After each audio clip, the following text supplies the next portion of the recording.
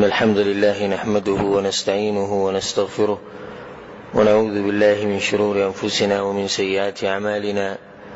من يهده الله فلا مضل له ومن يضلله فلا هادي له، وأشهد أن لا إله إلا الله وحده لا شريك له، وأشهد أن محمدا عبده ورسوله صلى الله عليه وعلى آله وصحبه أجمعين. أما بعد، ناني بيان عنوان دي شرح حديث أم زرع. أم زرع ده حديث شرح معروف حدیث ته چې باغی کې یو زنانه راجمع شوي او هر زنانه د خپل خاون خبره کوله. د حدیث نه مخکې د ساتي چې الله سبحانه وتعالى یو حکیم بادشاہ دی او په هر کار کې دغه حکمت دی. د حکمت ته وګورو، د کار ته وګورو چې سړی او ښځه یو ځای کې دغونه جوړه کې، او که داسې نه وی نو دا ژوند نه تېرېدو. د دې نه بغیر ژوند تېرېدی نه شي چې ښځه او سړی څو پورې یو شوي نه. او د آدم علیه السلام نه دغه سلسله را روانه ده اوسې پورې د قیامت ته پورې. بیا د ښځه خاوند چې دی د دې یو بل سره ډېر اوږد ژوند تېرې، کال 6 میاشتې 4 میاشتې نه که اوږد ژوند چې کله نه واده شي، د جنۍ د 20 کالو 15 کالو واده شي او د هلک عمر 20 کاله 25 کاله د مرګه پورې د دې یو بل ملګري. نو لازم به په دې منځ کې هر طرف نه احتیاط کړي، ځکه چې دا رشته اوږده رشته ده. یو خو هغه رشته چې وختي تورې سره زه کار به خپل وچلو بیا به ګورو، یو ملګری هغه سره اوسېږي یو څو ورځو لپاره بیا به تېځي. خو دا داسې رشته چې د مرګه پورې لازم به جانبین ډېر خیال ساتي، د یو بل به ډېر لحاظ کوي، د یو بل به عزت کوي، د یو بل به احترام کوي، او د دوی نه به غلطي نه کېږي. لکه دا د نه منلو خبره چې سړی دا وایي چې زموږ نه به غلطي نه کوي، غلطي به لازم کېږي. د هغې لپاره به شریعت یو حل ښوولی چې دوی له پکار چې کښېني او د یو بل سره په هغې کې خبره وکړي. الله سبحانه وتعالی په قرآن کې هم دا خبره کړې، فإن كرهتموهن فعسى أن تكرهوا شيئا ويجعل الله فيه خيرا كثيرا. که تاسو په ښځه کې یو صفت بدي شي نو کېدای شي چې الله پکې نور ډېر خیر اچولی، نو ته به دغه غلط صفت ته نه ګورې بلکې هغه خیر ته وګورې. دغسې ښځه په خاوند کې یو غلطه خبره ویني نو پکار دی چې دغه پټه کې هغه نور چې کوم ښه صفت په هغه کې دغه دې راښکاره کړي. حدیث کې دا راځي، رسول صلی الله علیه وسلم دا خبره کړې په حدیث کې چې کله تاسو په ښځه کې یو غلط صفت وینئ چې ستاسو خوښ نه وي، داسې خوی چې ستاسو خوښ نه وي، نو تاسو د هغې کوم چې ښه خوی د هغې ته ګورئ. د هغې ته چې ګورئ نو هغه بد خوی به درنه هېر شي. په موږ کې دا مرض دی چې بیا هغه بد خوی ته ګوري، چې عقب راټینګ کړی او هغه ښه ته نه ګوري چې په دې زنانه کې ښه صفات هم شته. کېدای شي یو زنانه چې دی په پخلي نه پوهېږي او دا په زنانه کې بد صفت دی چې واده شي او هغې له پخلی نه ورځي، دا کېدای شي او داسې کېږي هم. نو ته صرف دې ته مه ګورې چې دې له پخلی نه ورځي، کېدای شي دا زنانه دا چې کوم د شپې هغه تهجد کوي لمونځ اودس کوي هغې ته وګوره. تا د یو زنانه سره واده وکړو او مور پلار د رشته کړې او جنۍ تا نه ولید، وروسته چې د جنۍ سره ملاو شو هغه بدرنګه او ښکلې نه وه، اوس واده شوی. نو ته بیا دغې ته مه ګوره صرف چې د دې مخ ښکلی نه دی، د جسم ښه نه دی، ته دې ته پکې وګوره چې دا زنانه ستا څومره خبره مني او دا چې د قرآن د تلاوت کوي، دا چې د ستا خدمت کوي، ستا د مېلمنو، ستا د بچو، ستا د کور ساتي. نه دا یو ښه صفت دی چې کله ته دا ښه صفتونه رعایت کړي نو هغې کې چې کومه خامي ده او کومه کمي ده هغه به تا نه هېره شي. نو ټولو ته نصیحت دی، ښځې ته هم او خاوند ته هم، چې دواړه به د یو بل سره ګزاره کوي. ګزاره او په دې طریقه کې انسان کامل نه دی. په هر انسان کې څه نه څه نقص دی، او په هر ښځه کې، په سړي کې هم نقص، په ښځه کې هم نقص دی. نو موږ که اوس داسې دعاګانې شروع کړو چې یا الله داسې ښځه راکړي چې په هغې کې د سره څه نقص نه وي، نو دا سړی به ځم چې ده به دماغ کې به څه چلي. یا که ښځې دې سوال کوي چې ماله داسې خاوند راکړي چې سره به کې څه نقص نه وي، ده به دماغ کې به هم څه چلي. لازم به ګزاره کوو او لازم به د یو بل سره هغه ژوند په ښه طریقه تېروو. الله سبحانه وتعالی په قرآن کې څه وایي، وعاشروهن بالمعروف. سړو د زنانو سره په ښه طریقه باندې ژوند تېروئ. او دغه شان زنانو ته دا امر شوی چې تاسو له خپلو خاوندانو سره په ښه طریقه ژوند تېروئ. خو زمونږ په دې ننني چې کوم بیان دی، کوم درس دی، په دې کې چې کوم حدیث را روان دی او انشاءالله که الله توفیق راکړي هغې شرحه به کوو، په هغې کې د خاوندانو خبرې شوي. همدا حدیث اختیار به دې کړو چې زموږ په معاشره کې کمولیان دي که عوام دي، خو ټولو ته دا خبره ښه یاده ده چې د خاوند په ښځې باندې غټ حق دی. خو دا خبره چاته یاده نه ده او ډېرو کمو ته یاده چې د ښځې په د خاوند باندې حق دی. نو ده به یو حدیث یاد کړی، وی رسول صلی الله علیه وسلم وایي که د الله نه علاوه بل چاته سجده جایز وی نو ما به ښځو ته ویلی چې خاوندانو ته سجدې وکړي. دا حدیث یاد کړی او دی به د ښځې سره قسمه قسم ناروا او ظلمونه کوي، هغې ته څوک نه ګوري، هېڅ خبره نه. خو ښځه به خبره هم نه کوي، د ښځې سره حق نشته. د زموږ په معاشره کې ظلم زیاتی کېږي د زنانو سره، بلکې زنانه ته زموږ په معاشره کې داسې کتی کېږي لکه نوکرې چې چا راوستي په تنخوا باندې یا څاروی چې کور ته سړی راولي او ویې تړي، د څاروی ولاړي د قضیې کې. دا سړی چې بېشکه عقل کولی شي، نور د هغه خپل اختیار نه. دا ځینې بېدینه دا خبرې کوي، بېدینه چې کوم دي لیبرالیان او علمانیان، کوم چې دین سره تعلق نشي، هغو دا وایي اسلام چې دی د ښځې سره ظلم کوي او اسلام چې دی ښځې له دا حق نه کوي. موږ دته دا وایو دی جاهل ته او دی بېدینه ته چې نه ته اسلام پېژنې او نه دغه ظلم چې کوي دی اسلام پېژنې. ته خو راشه اسلام ووایې نه چې اسلام څنګه دین دی. نه دا موږ چې کوم ظلم کوو زموږ په معاشره کې کوم ظلم دې ته چې بهر نه څوک وګوري د معاشرې ته، نه د هغه دا مطلب چې اسلام دقه دی، حالانکه دا اسلام نه دی، دا بېدیني ده او دا جهالت دی. او که څوک ورته د پښتو نوم ورکوي او که څوک ورته د غیرت نوم ورکوي، دا د هغه خپل کار دی.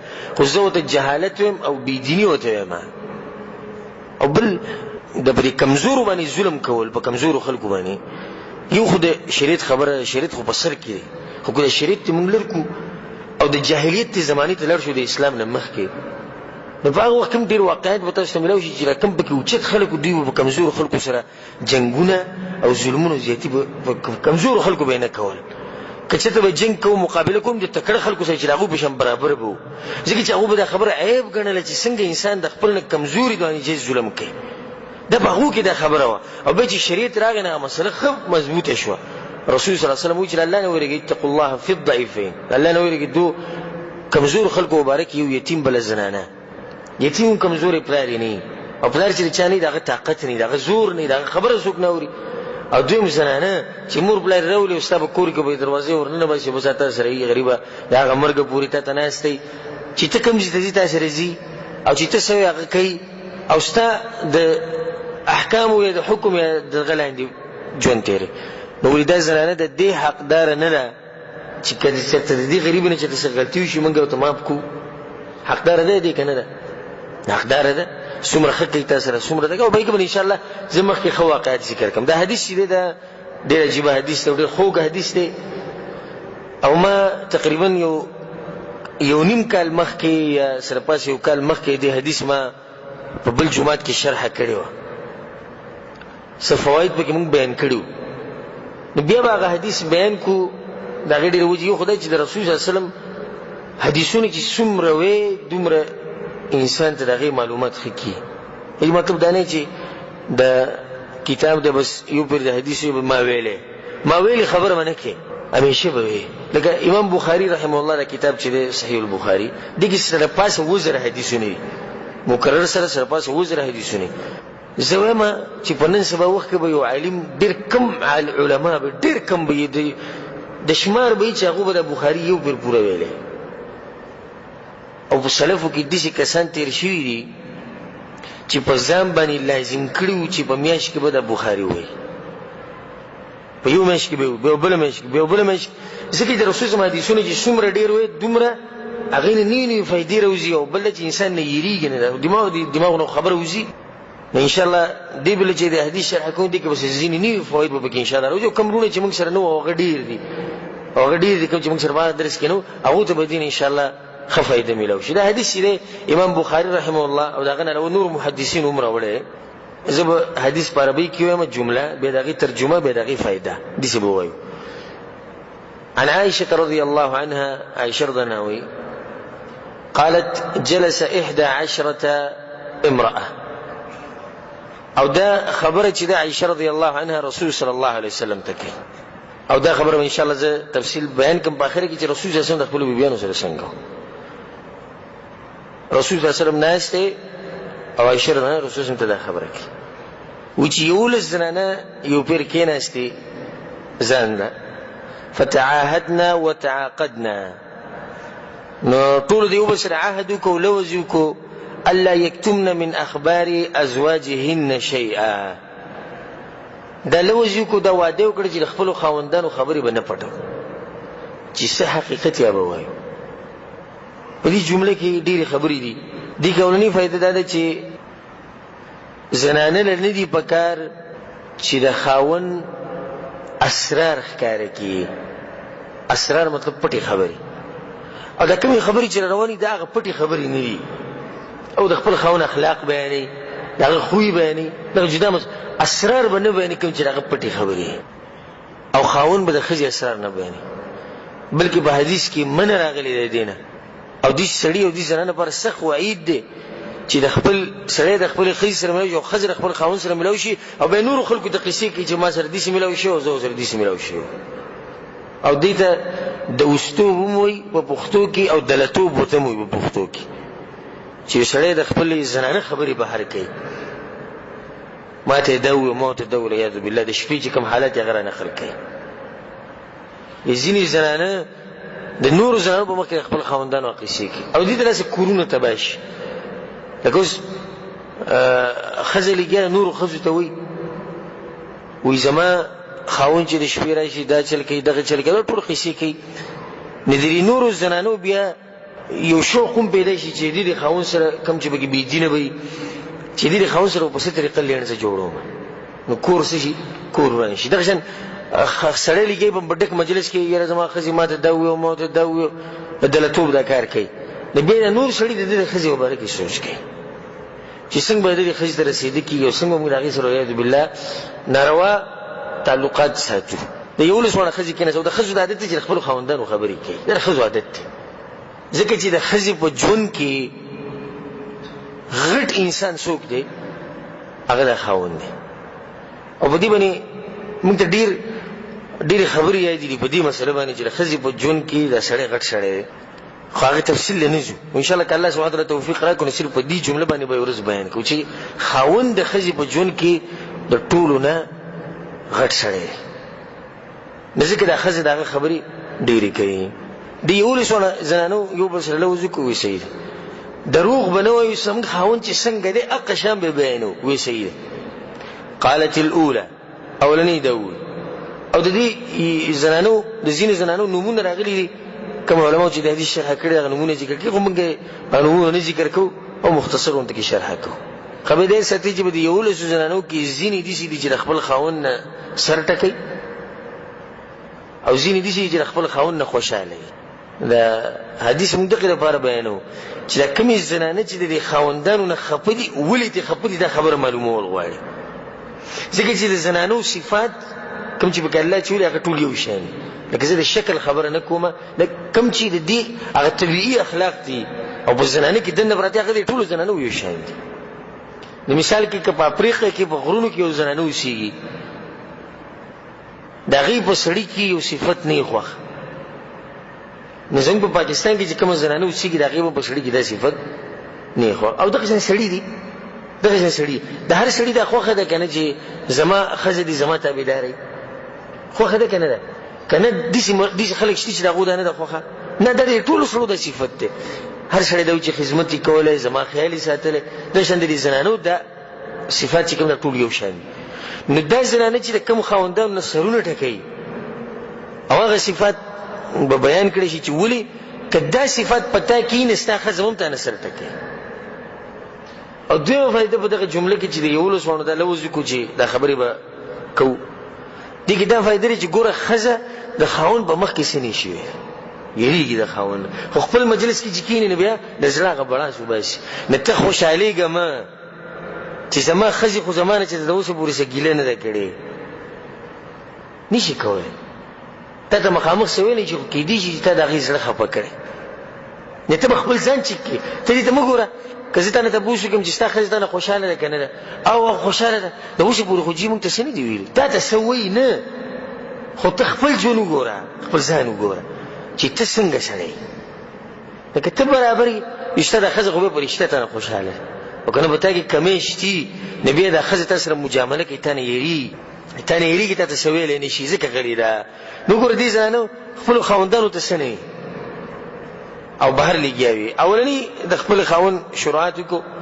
قالت الاولى، اولني ده وي زوجي لحم جمل غث على رأس جبل. زما خاوند دې سي دی، او سبحان الله زدي زنانو تاریان د یو له زنانې چې کومې دوی الله کوم پوهه ورکړو، کوم الفاظ د عربۍ د استعمالي سره تاریان شي. لحم جمل غث، زما خاوند دې سي دی لکه د کمزوري اوخ غوښه، د کمزوري اوخ غوښه. على رأس جبل، نو دا غوښه کمزوري م ده، او بیا د یو دنګ غر دی او دا غر په څوکه باندې دا غوښه پرته ده. لا سهل فيرتقى ولا سمين فينتقل. نو نه په دې غر باندې سړی خطی شي او نه دا غوښه داسې د وړو قابله چې سړی به شوخي جورا دي وړي. دا فایده دې ځکه یاد ساتئ چې کوم کسان چې ما سره کتاب پروت دی په کور کې، ځینې به راشي ته د درس نه راځي. بخاري شریف را سره شتي، بخاري شریف کې دا حدیث شته او د دې دغه ترجمه او بس مخې ته روان. یې څه مطلب دی؟ څه مطلب دی؟ جواب ده لاړ شه علماو ته زنګنه مات کړي چې مطلب ده وښیي. یې څه مطلب؟ ترجمه خو دا ده، ترجمه خو مو زما خاوند دې سیده لکه د کمزوري غوښه او بغرب سوکه باندې پاسه پرته ده، نه سړی په دې غر باندې خطی شي، اسان لارو خرابه ده، او نه د غوښه د خطول هیڅ کله سړی به شوخي شي. دا ترجمه شو. مطلب د دې څه دی؟ دا ښځه په اصل کې د خپل خاوند نه تنګه ده،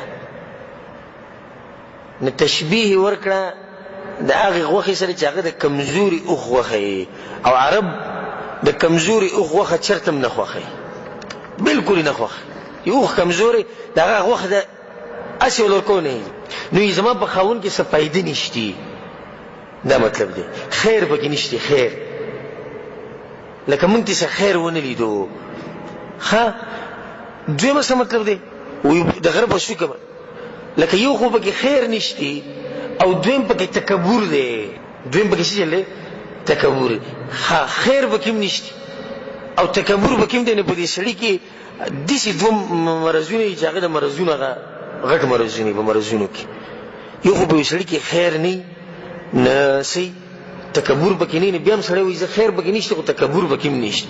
نو چې یو سړی څه شی دی نه او ځان هم غټ ګڼي، دې سړي کې بد صفات ډېر دي، نه څه شی دی او لوی ځان تکبر هم په ځان کې نه. ښځه وایي که مثال کې سړی وایي چې زه د خاوند ته ځان رسومه، که زه دا ووایم چې زه د خپل خاوند ته ځان رسوم او د ده سره ښه اخلاق استعمالوم، دا ښځه وایي چې د غره هغه لار بیا اسانه نه ده.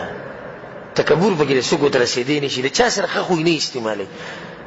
که د خاوند کور ته رادننه شي، دغه خاوند چې کوم دی کور ته رادننه شي، نه د بریتو نه وینې څاڅي او ښځه غریبه پسې راشي او کینې ورسره څنګه یې ښیي او چېرته تللی ولې تللی، غلی به نه شي.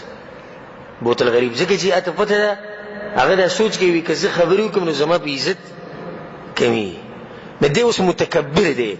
دا ښځه وایي که زه کوشش وکړم چې ده ته ځان نږدې کړم نو دی خو یو دنګ غر دی چې به مې خطه ګران دي.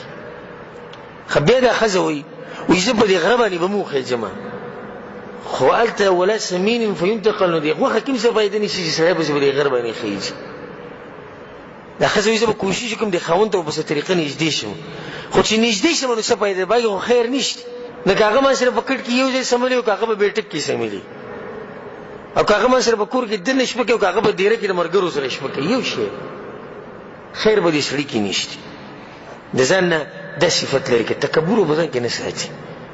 او زه دې ځینې کسانو ته ډېر په تعجب کې شم، تکبر پکې دی. یو تکبر د چا په مخ کې تکبر؟ د ښځې په مخ کې. د ښځې په مخ کې څوک تکبر کوي؟ د ښځې په مخ کې څوک تکبر کوي؟ دا سړی ډېر کمزوري عقل والا دی چې دی د کمزوري ښځې په مخ کې تکبر کوي. دا خو ستا ملګري د ژوندي په مخ کې څوک تکبر کوي؟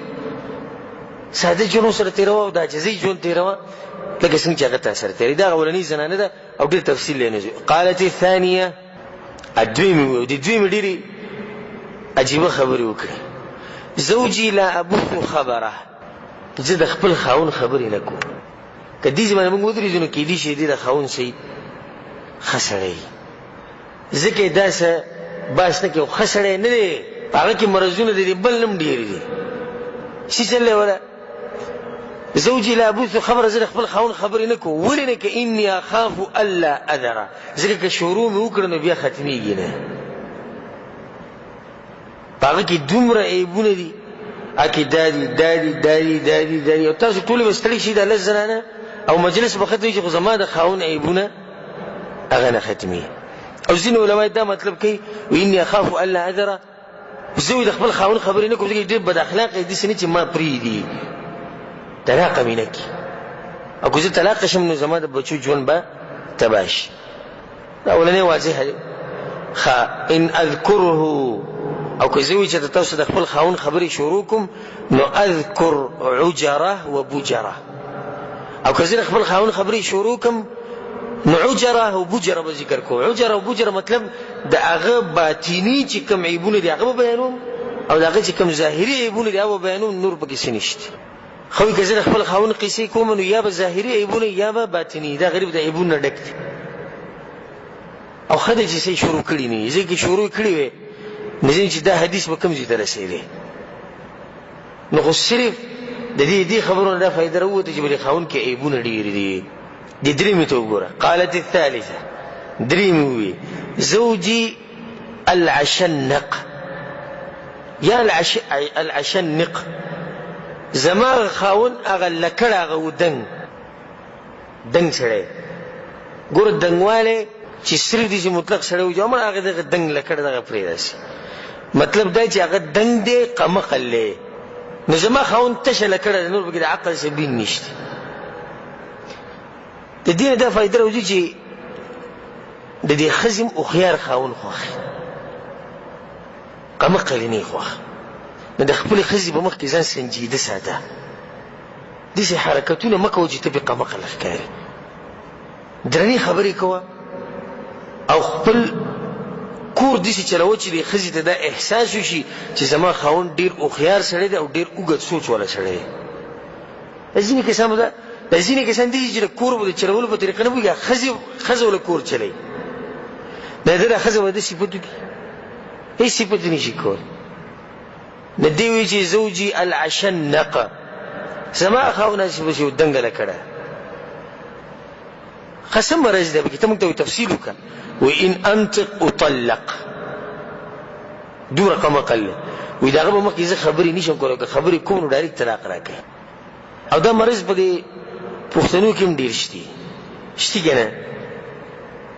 كنا وشتي كم شي حقيقتها غير حقيقته واي دا باوكي شتي خزا خپل مسله خاون ته نشي بیانول ک بیان کې ناغه ډایرکټ طلاقي ځکه چې زمون خلک دا وي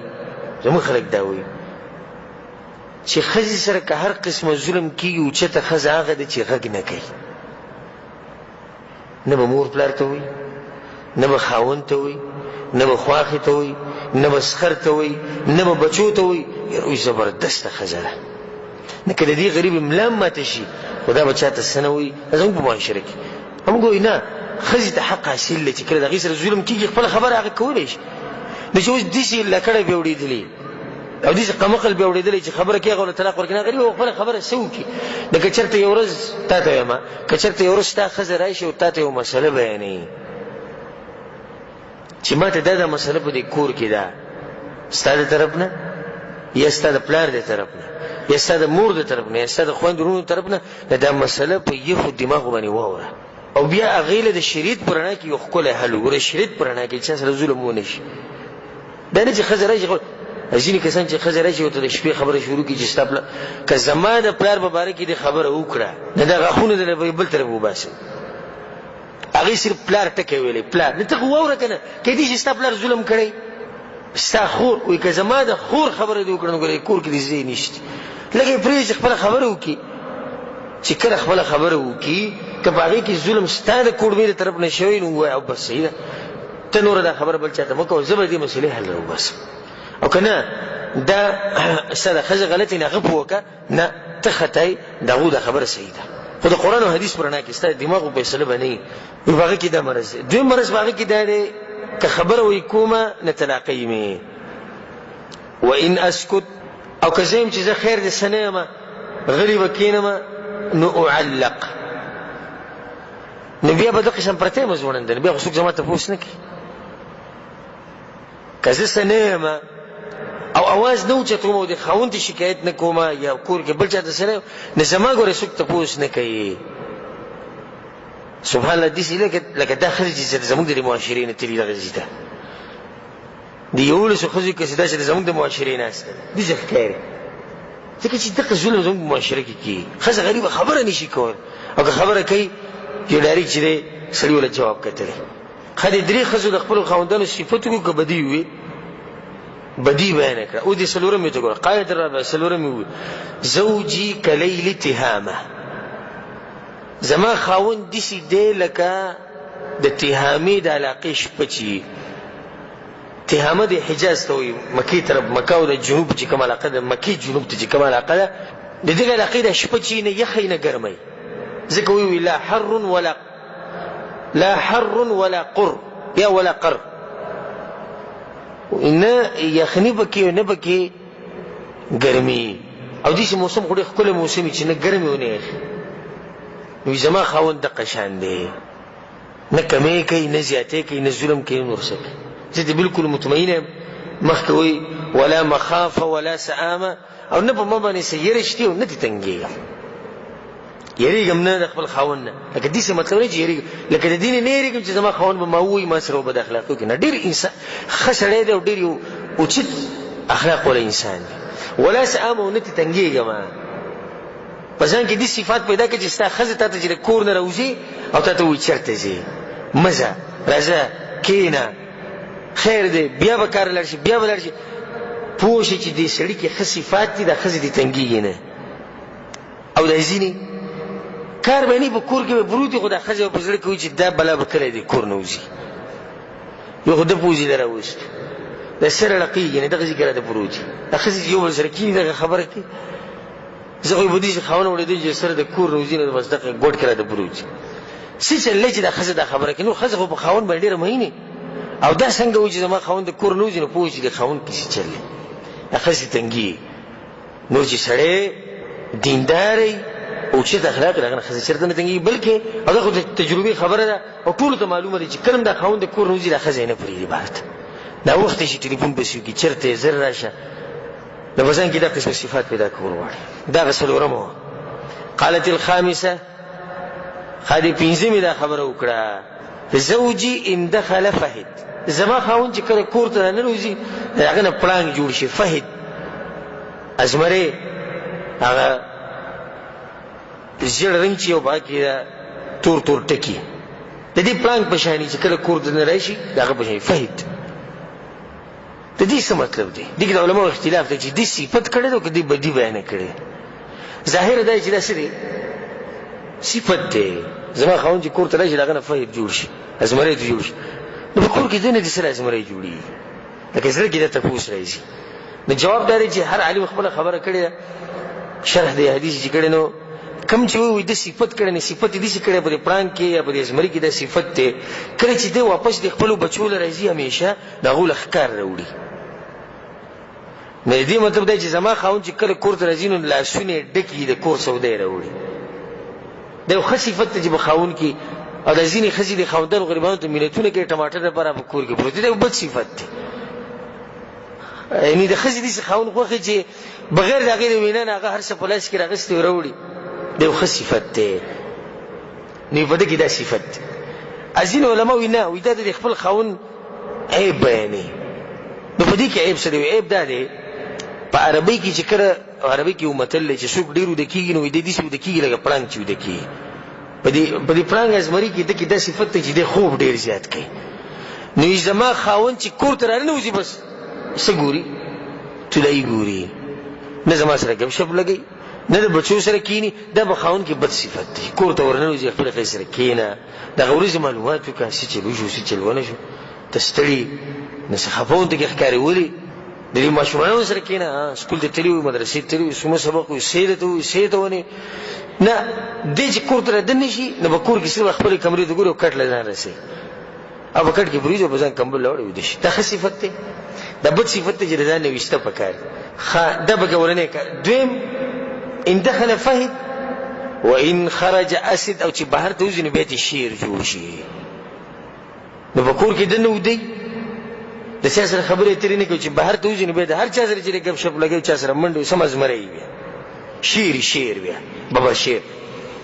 او کوم علما چې لکه صفت یې ولکړي، مطلب چې کور ته دنه راشي نزان سره هر سره وړي، او پارام په کور کې بیا ناشي خزه تنګي نه او د پروتي ځان له دینو خاون ډېر قسمه لري.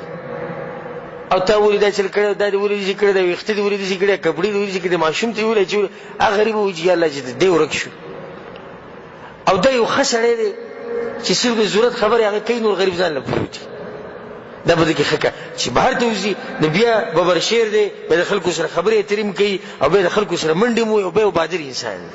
دا ښه صفت دی. کوم علما چې صفت یې ورکړی، او کوم چې وایي چې بدي به یې نه کړې، نو هغه وایي چې کور ته راتللی شي ویده شي، چې بهر ته لاړ شي بیا ویښ ګرځي.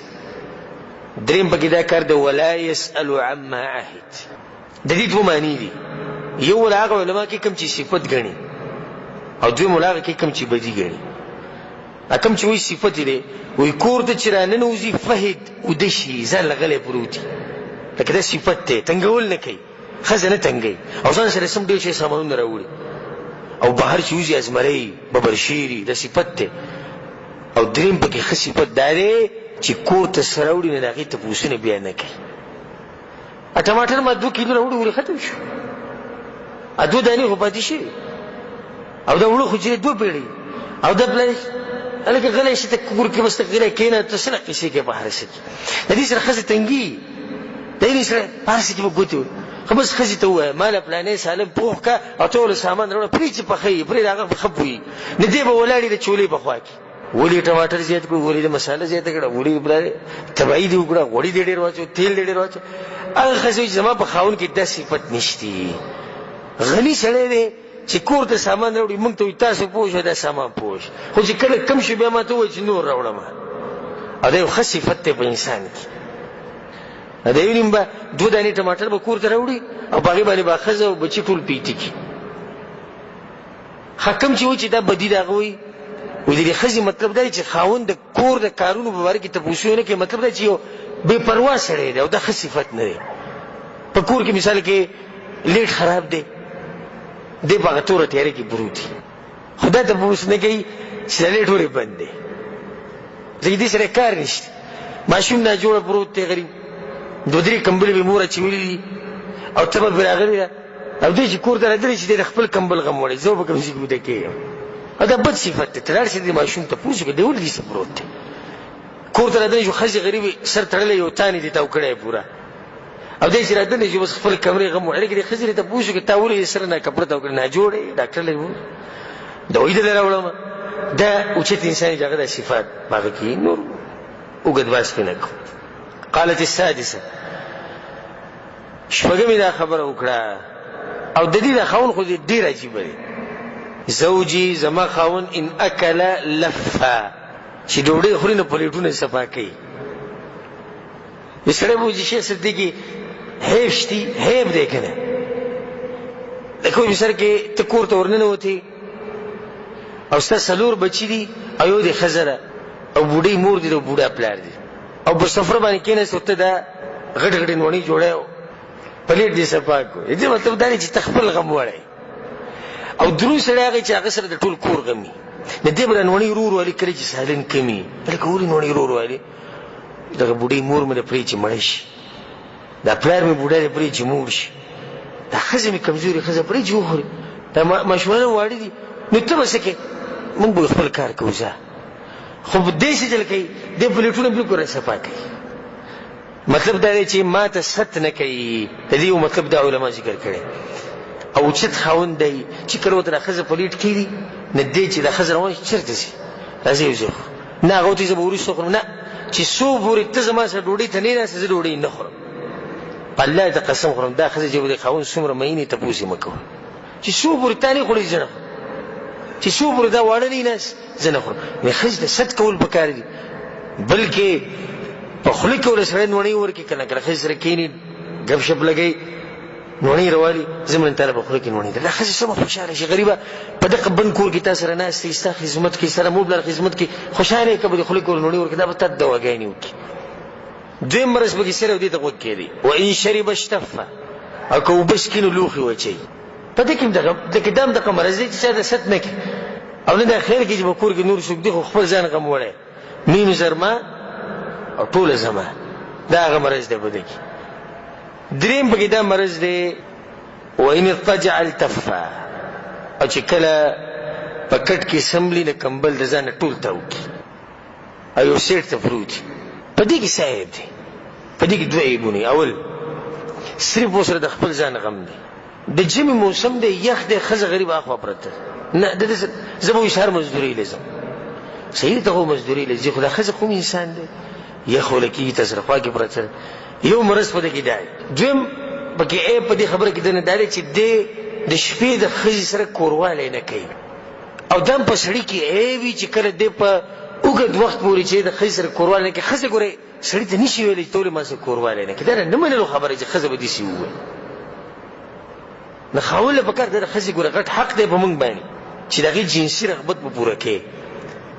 نه دا د ځوان زوی څه چلو کي کمبل به ځان راواړي او د دې خپو نه راتاو کي او د دې سر نه داسې راتاو کي او بس د جنازې به شان پروت به دې کټ کي او ښځه غریبه ځان له هغه طرف ته اوده پرته وي او د هغې په زړه څه ارمانونه او څه سوچونه او څه خبرې هغه ټولې لاړې. دا به د کې درېیم مرض دی. بل پکې دا مرض دی ولا یولج الکف لیعلم البث. ښځه وایي په ما پسې لاس نه رامخکې کوي نه زما په بدن باندې لاس ږدي چې معلوم خو کي که نه چې ما لاسي چل دی. لکه د ښځې دا تپوس نه کوي چې ته ولې کمزورې شوې ستا د جسم لاسي چل دی ته نن ولې خفه یې ستا رنګ نن خاوند ته کې نه دی ته چې نن دا خبرې ډېرې نه کوې چې چل شوی دی څه مسله ده. دا په هغه کې نشته نه په هغه کې څلور کاره دي پلیټ صفا کول او د اوبو ګیلاس وچول او کمبل د ځان نه بلکل تاوهل او بیا بېغمه خناري کول او خوب کول د چا نه ته به سهار چې بس پراټه او چای به تیار پروت هغه به وخوري بیا به ویسي. د دې قسمه خاوند نه ښځه چې دی هغه خوشحاله نه هغه ډېره سخته لکه په اور کې چې ومه ښځه دا غریب هم د خپل خاوند نه چې دی نه سر ټکوي. قالت السابعه زوجي غیایا او عیایا طبقا. زما خاوند چې دی هغه قمقل دی زما خاوند قمقل دی. الله دې پر ټولو مسلمانانو باندې پردې واچي. خو زم چې کله دا سړی قمقل دی به د ښځې څومره سپک کوي او چې کله ښځه هوښیارې چې ښځه قمقلې او خاوند قمقل دا خو خټه او ګټه ده یو بل سره ښه خوشحاله دواړه قمقلان. خو چې ښځه هوښیارې او خاوند قمقلي ځکه چې دا سړی به د دې ښځې په دې زړه کې به څه پراته وي.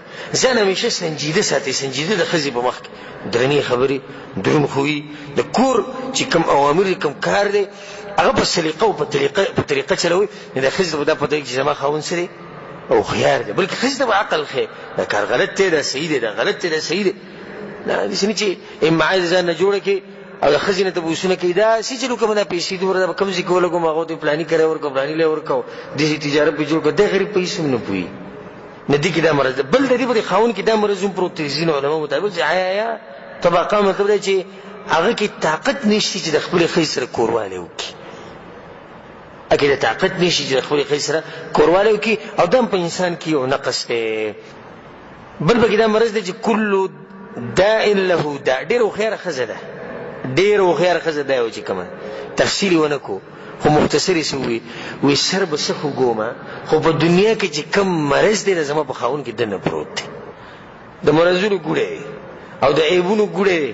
زه کومه ووایم د هغه د اخلاق ووایم د هغه د قاریدو ووایم د هغه د بخیلتوب ووایم د هغه د بد اخلاقۍ ووایم د هغه د کمې خبرې زه خبره وکړم خو لنډه دا ده چې په دنیا کې چې کم عیبونه دي دا زما په خاوند کې دننه پراته دي. او پکې دا ده شجکی او فلکی او جمع کل لکی یا خو بدل سر ماتي کې خبرې وسره کوي او که سر دل نه ماتي نه د جسم بل ځای کې اډو کې بدل ماتي او کې دي چې دواړه دل جمع کې سر دل مات کې او اډو کې دل مات کې. دې ته زموږ په معاشره کې تکړه انسان وي ګوره ښه دې ته تکړه انسان وي. زمونږ والد صاحب قصه کې د خپل د یو ملګري چې هغه موږ ته دا خبره کوله چې زه به کله یو ورځ کور ته ورغلم نو قار وم او زه قار دلاسه مې ښځه چې دغه مې وواله. انسان کله کله چې قاري د ښځې بس خبره کړي بس دایره کې وواله.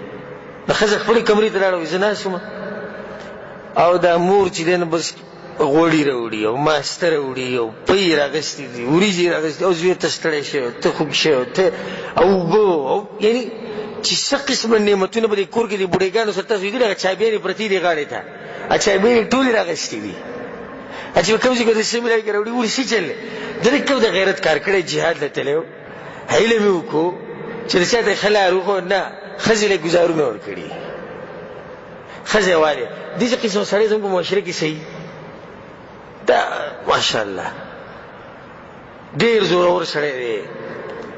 څه زورورتیا ده ما چېرته نه دی لیدلی چې د ښځې به مخکې خاندلي ماشاءالله. دویم وایي ما چېرته نه لیدلی چې خپل بچي په غېږ کې اخیستي.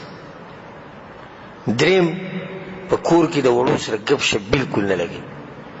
نو زه درته وایم لږ صبر درې صفات چې کوم دي ته چې دا غیرت دی او دا زه الله تعالی سوال کوم چې الله هر مسلمان د دې صفاتونه لرې ساته. دا په یو مسلمان کې دا خو جهالت دا خو مقلتیا ده چې سړی کور کې دننه د ښځې سره خوږې خبرې نه کوي مور پلار سره نه کوي وړو سره ګپ شپ نه لګي دا څه سړی دی او د داسې سړي نه بچي تنګ ایسي تنګ دي. مثال داسې او موږ ټول ماشومان هم پاتې شوي وو مخکې هر سړي ته به ښه پته د چا دا پلار چې داسې شجکي او فلکي او جمع کل لکي یا سرونه ماتوي او یا هډوکي ماتوي او یا دواړه جمع کوي د چا چې پلار داسې د کوم ماشوم نو هغه په انتظاري ګوري چې پلار به کله به یې دروازې راننوځي نو چې څنګه دلته کړس وشي پلار دروازې کوله وکړي دی په کوټه باندې چې دی هغه بل کور ته ور واوړي بیا بهري د بهر نه به نری غوندې که ټلیفون مو ورته وکړي ودرې که ویښته هغوی له ویښته چې ویښته بیا پرېږده نه در رسم څه کور ته ښه چې ودرې کور ته راغی څه چلی چې ته نه ځکه چې د هغه پلار خوی داسې دي هغه سره څوک او ځینې پلاران داسې دي چې دا بچی ورته ټلیفون وکړي پلاره ته کوم ځای کې ته خو رانه دی زه راشم تا ته نه شي ځکه چې د ده د بچو ته پته دی چې پلار زموږ سره ګپ شپ لګوي هغه زموږ سره ډېر ښکلی خوی دی ښځه ورته هم خوشحاله چې زه بیا راغلم خو چې کله دغه بل رادنې شي هغه وایي زه بیا نن د چا نمبر دی یا به سر ماتوي او یا به هډوکي ماتوي یا به دواړه جمع کوي دا اووه ښځې شو. اتمه ښځه ده قالت الثامنه او دې د خپل خاوند صفت وکړو او ډېر عجیبه صفت یې وکړو زوجي المس مس ارنب زما خاوند چې سړي لاس ووړي نو په سړي باندې داسې لګي لکه خرګوش ډېر نرم وي ډېر ښکلی نو مطلب دا چې زما خاوند ډېر پوست سړی دی که ما ته قارېږي هم ډېر په ښه طریقه قارېږي که ما ته څه خبره ښه ډېر په ښه طریقه ښایي. او ځینې علماو د دې مطلب دا دی دا ښځه وایي که زما خاوند زما سره کوروالی کوي نو ډېر په ښه طریقه کې دی یو نو سړی زناوري او دې مبارکې حدیثو کې هم خبرې راغلي چې یو سړی د خپلې ښځې سره داسې نه میلاوي لکه زناور چې میلاویږي دوی زما خاوند ډېر په ښه طریقه ما سره میلاوي او دواړه معنی پکې دننه پرتې والریح ریح زرنب او د هغه د جسم نه او د کپړو نه همیشه د زعفران او زرنب ښکلې خوشبو چې په مخه راشي. دې کې دوه فایدې دي یو د ښځې داسې نرم اخلاق والا خاوند خوښي او هغه خاوند خوښي چې په کوروالي کې نرمي کوي په ښه طریقه یې کوي.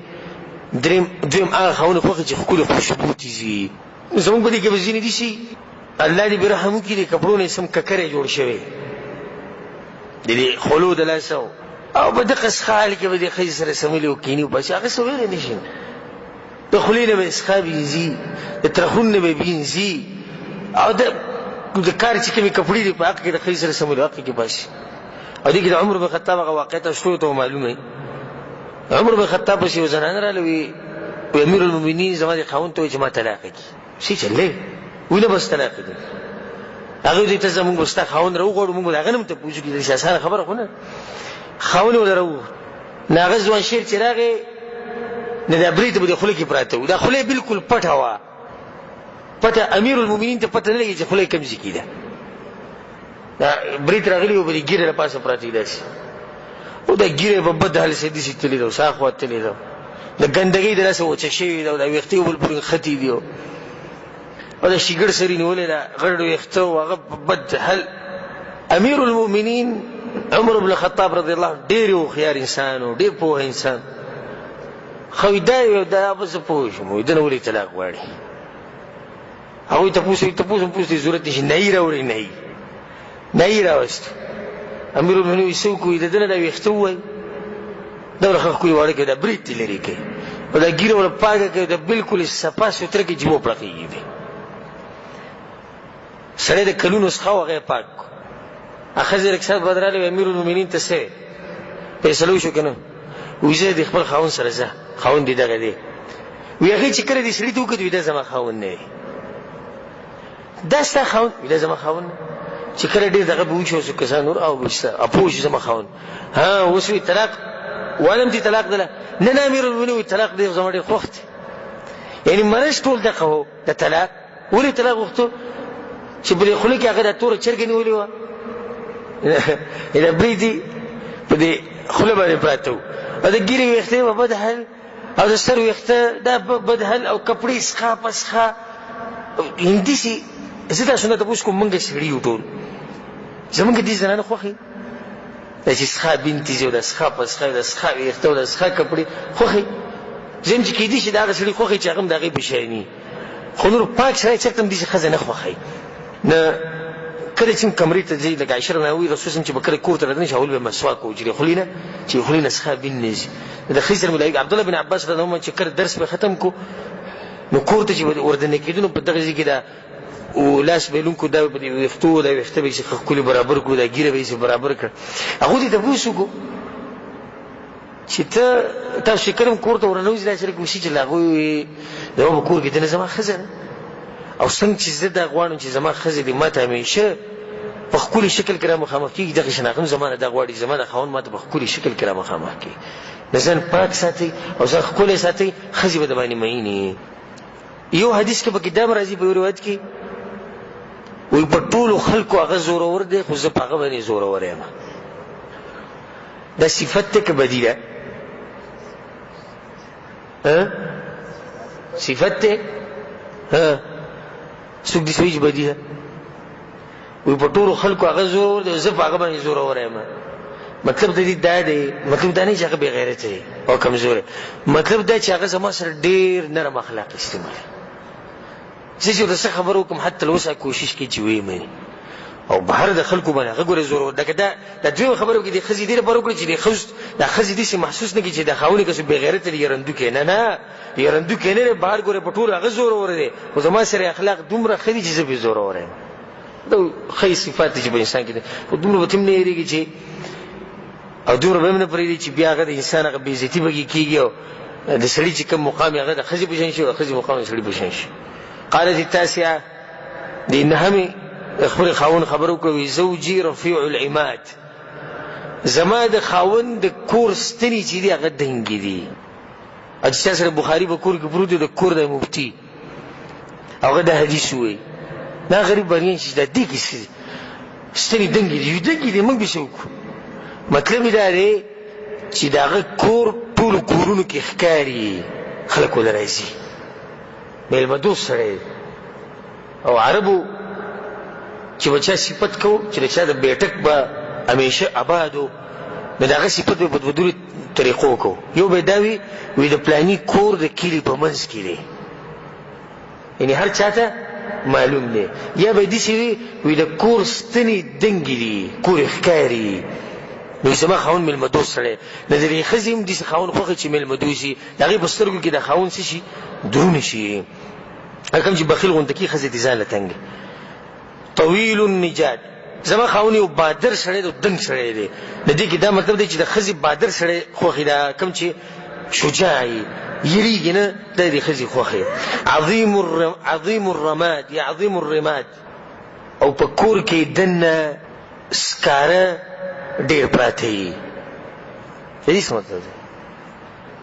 پخلی پکې ډېر کېږي کور یې چې تک تو پروت دی دا همیشه مېلمانه دي که نه دا اوس د ښځې داسې خاوند خوښوي. قریب البیت من الناد او په کوم ځای کې چې جرګې کېږي او خلک کښېني پاسي هغې ته نږدې زموږ د خاوند کور دی. د دې څه مطلب شو؟ نه مېلمنو خبره خو تېره شو. زما خاوند جرګو والا دی نږدې دی چې څوک څه مسلې به زما خاوند ته ور وټکوي جرګه ته راځه هوښیار سړی دی دروند سړی د دې ښځې داسې خاوند شي خوښې. دا څومره ښځه شوه؟ نهمه. لسمه وایي زوجي مالک، زما خاوند مالک دی. ځینې علماء دا ترجمه کوي مالک ته یعنی مال ورسره ډېر دی. کیدای شي نومي وما مالک او څوک دی مالک، یا زما مالدار خاوند څوک دی. مالک خیر من ذلک، او زما دا خاوند چې دی دا ستاسو د دې ټولو نه د ټولو د خاوندانو نه څه دی ښه دی. سی چرلی چې دومره صفت وله کوي مالدار خو دی خو هغې وایي مالک. نه د مالدارۍ ته یې ګوره له ابل کثیرات المبارک، د هغه سره اوښان دي ډېر شی او همیشه په دې غوجلو کې ولاړي. اوښان همیشه په غوجلو کې ولاړي. عزیز ځای په ځای مونږ وایو چې علماو ته نه وي واپس شوی که نه خبر باندې نه شي پوهېدی. اوښان دي په غوجلو کې ولاړي. قلیلات المسارح، بهر ته ډېر کم وځي، د سر دپاره بهر ته ډېر کم وځي. ای څه مطلب شو؟ مېلمه دوست سړی دی. اوښانو ته دومره ټیم نه میلاوېږي چې هغه به کې بهر ته وځي. خو چې اوښان راولي یعنې نوی اوښې واخیستو راغی لږ څه بعد مېلمه راشي هغه د نوازو کې ښځې ته وایي دغه پلانې اوښ حلال کړي. زما خاوند داسې غني سړی دی او داسې مېلمه دوست سړی د ښځې داسې خاوند خوښوي. واذا سمعنا صوت المزهر، او کله چې دا اوښان اواز واوري د خوشحالۍ یا د باجې، یعنې ټول مطلب په کور کې چې دنه کله چې مېلمانه راشي نو په کور کې د څه اواز وي؟ د خوشحالیانو اواز. واړه خاندي، زنانه خاندي، سړي ګپ شپ لګوي، بلې څه خوشحالي مشحالي پکې راشي تبل مبل پکې ووایي. نو کله چې اوښان د اواز واوري په غوجله کې ایقنا انهن هوالک، نو د اوښانو دا یقین شي چې نن د هغوی هلاکت دی، نن به حلالې. یعنې هغه اوښانو ته هم پته دی چې دا سړی څه دی، دا ډېر غني سړی دی او دې د مېلمه مېلمستیا کې که په هره طریقه کړو. اوښ حلالول د مېلمه لپاره ته ګورې معمولي خبره نه، دی ګران کار دی. د ځینو کسان باندې چې مېلمه راشي به دی په کور کې دننه دی به هم خفه وي، ښځه به هم خفه وي، چې ته سوړه به لټوي چې د هغې نه چې ته زوړ غوندې کې خوراک یې شی راولي سړي ته کېږدي نو ست ورته ونه کوي او ډېر دغه ورته ونه کوي. مېلمه د مېلمه اکرام کول دا یو دیني کار دی. خبره مې دې پورې کوله چې د ښځې هم داسې خاوند خوښ نو په ځان کې دا صفت پیدا کړي چې ښځې درسره مینه کوي. قالت الحادیة عشرة، یولسمې ده وویې زوجي ابو زرع، زما خاوند دی ابو زرع. او دا حدیث مشهور په ام زرع دی. د دې دا خاوند ډېر عجیبه دی، د غوږ کې دی داسې کېده خو ډېر ګران دی، خو الله دې موږ له توفیق راکړي چې داسې شو، ځکه چې په دې کې الله څه بل شان صفات اچولي. زوج ابو زرع، زما خاوند ابو زرع دی. فما ابو زرع، تاسو څه پته ابو زرع څوک دی؟ ورته دلیل دی په دې باندې چې دا به د خپل خاوند ډېره زیاته مینه ده، نو هغو ته دا خبره وکړه. تاسو څه پته ده؟ اناس من حلي اذني یا اذني، د سرو نه زما غوږونه ډک کړي دي. د ښځې دې خاوند خوښ چې سره ولالي، لکه پیسې د سره یي او طاقت تینه ښځې له سره اله د ښځې د خوښې. نو اولنی کار به ابو زرع کې دا دی چې زما غوږونه څه دي د سرو نه ډک کړي دي او سرو زما ضرورت نشته. وملأ من شحم عضودي، او زما د مټې د چربیانو نه پړسولي دي. ای څه مطلب شو؟ خوراک را ډېر راکوي، وږی سړی نه دی، خو صرف چې څه وغواړم زما دا شی په کار ده به زه شي درابرو نوکر ته ووایي خادم ته یې پلانې شی ودروړه. او زمونږ غریبانان یې په شنو سبو باندې مونږ تباه کړي. که غریبه چې ته ووایي چې نن پکې دا چرګ خورو، نن پکې دا غوښه خورو، دی به چغې کړي زما غریبي او زما پلان. لکه په چرګ باندې ته کم دي چې غریب کېږي، ښه جایداد دی، شتي ښه مال دی، زه رښتي لکه یو ورځ ستا دا ښځې تا نه دي چې دغه مطالبه وکړي، ستا طاقت یې پوره کوله، ستا یې څومره مطالبې پوره کړي، ستا یې څومره پوره کړي. که ته وله چې ته دا چرګ راوړې، غوښه راوړې، چې ته به چکرې وباسي، نه دا ښه طریقه ده. ښه دویم صفت په ابو زرع کې دا و. وبجحني فبجحت الی نفسي، بل کار په هغه کې دا و ما ته ډېر په درون نظر ګوري، نو ما ته خپل ځان هم ډېر درون ښکاره شو. ورته اوچت صفت دی. ښځې ته به همیشه په څه نظر ګوري؟ په دروند نظر. د دې ښځې هم دا مطلب شي چې ځکه څو ډېره درنه ښځه یم، ته ورسره کښېنې چې ته مشوره ورسره وکړي، دا مې راشي لږه هسې دې خبره کې ته څه وایې؟ نو د دې ښځې په زړه کې به څه راشي چې دا خاوند ماله ډېر اوچت مقام را کوي، نو هغه به تا سره مینه کوي. بل پکې دا صفت دی وجدني فی اهل غنیمة بشق، او زه په یو داسې کور کې ومه چې هغو لرې یو علاقه کې د هغو سره لږې غونته کې ګډې بېزې وې، هغه به یې ساتلې، زه په هغو کې ومه اول. فجعلني فی اهل صهیل وعطیت ودائس ومنق، نو کله نه چې زه ابوزرع واده کړم، نو د بیزو ګډو نه یې زه اوښانو ته او اسونو ته او پسلونو ته او پټو ته راواړولم. د دې څه مطلب شو؟ مال راله ډېر زیات راکو، خوشحاله مې ساتي. فعنده اقول، د ابوزرع په مخ کې زه ګورې خبرې ډېرې کومه، فلا اقبح، خو هغه زما خبرې بدې نه ګڼي.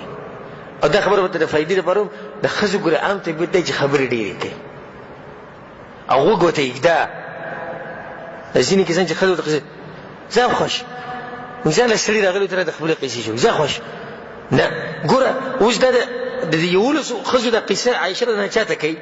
رسول الله څنګه کوي؟ او ګوره هغه په منځ کې بالکل خبره نه کوي، غوږ ورته ایښودی دی او دا خپله خبره کوي. حالانکه هغه د امت سردار دی، د دې امت مشر دی، څومره مسلې دي هغه ته جهادونه غټې غټې مسلې ورته پرې، بیا هم دې حدیث ته غوږ ایښودی دی دې خبرې ته.